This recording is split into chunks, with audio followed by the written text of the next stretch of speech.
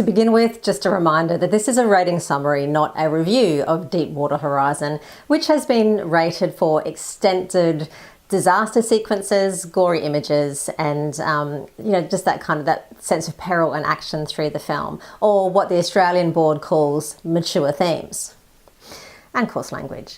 So let's get straight into the images that you'll see and just how bad they actually are. The best way to describe it is the film is kind of two acts. The first part of the film is an introduction to the people. You don't get a whole lot of characterization. You don't get much background of the people who are involved in this disaster, but you get to sort of meet them. And more than anything, you get a feel for what a day in a life is like on a rig, the language they use, the dialogue, the interactions between the staff.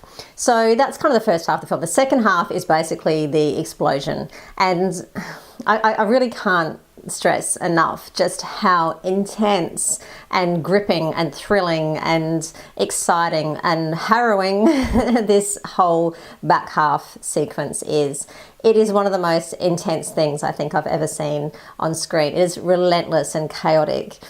Someone actually said to me, and I think they described it quite well, it's as though that the editor has just thrown all their shots into a bag and sort of reached their hand in and just grabbed shot as they went along, because it's so chaotic that you do get that sense of being disoriented, of being caught up and not knowing what is going on and what's happening. So it is very, very intense. But at the same time, this is what makes it such a fantastic film, particularly the insight you get, of what it must have been like to experience this disaster as it unfolded. So for the gory images, there's actually not that many, but I do have to say that, through most of that whole action sequence, you do see people very much covered in blood and scratches and cuts, and all the mud, the oil. So there's people kind of almost unrecognizable, but yeah, everyone is sort of covered in blood. Not so much in a kind of a horror film sense, but just you can tell that people are quite injured sense. Probably the worst, I guess the most gory images that you see is one particular man is covered in shards of glass. He happens to be near some glass when it explodes, and then when he comes back from consciousness or unconsciousness, he has these bits of glass kind of all through him. So he's been covered with this stuff. And there's one particularly large shard of glass which he then removes from his flesh. So that's a bit of an icky moment. The other sort of standout gory moment is one particular guy is pinned and can't get himself free, and a piece of bone from his leg is actually stopping him from removing his leg from this kind of metal which is trapped inside. So there's a sequence of where you see some protruding bone, and then when they do free him, it's a little bit cringeworthy. But these moments aren't particularly kind of drawn out, so you sort of see what's going on and it feels revolting, and you cringe, and then you move on. So that's most of the gore and the blood throughout the film. Really, there isn't any other scenes of what I'd call violence. There's a couple of push and shove moments, and there's some arguing and yelling and a little bit of back and forth. Obviously the tension is very high through the film, particularly once the disaster starts. There's a lot of tension and arguing and yelling and screaming and a lot of panic, as you would expect. So there's one scene at the end where a guy sort of grabs another guy and pushes him up against the wall. So that's really it in terms of violence.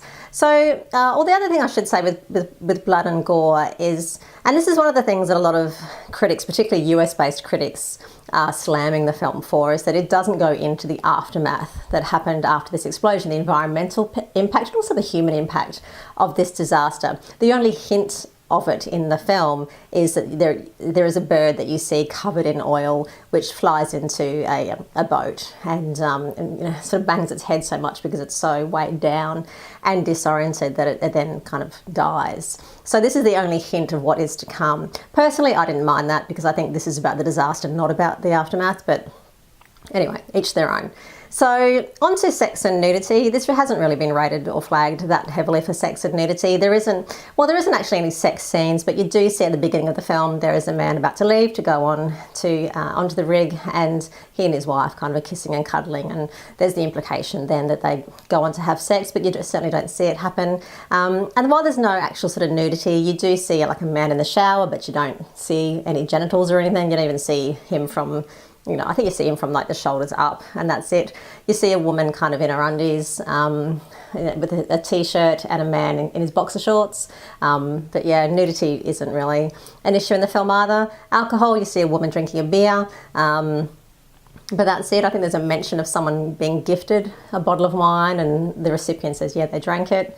Again, that's it. And someone also is asked, I think, if they're on medication.